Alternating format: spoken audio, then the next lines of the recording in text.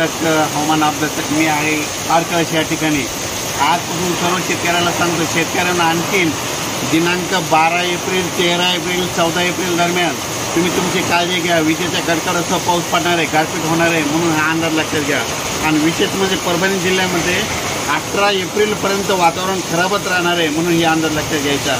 योगायोगानं आज मी काय झालं, पालवून सारखं इथं जात असताना इतका वादळी वाऱ्याचा पाऊस चालू झालेला आहे. या ठिकाणी थोडी गारपीट देखील आली होती, म्हणून हे देखील सांगू इच्छितो.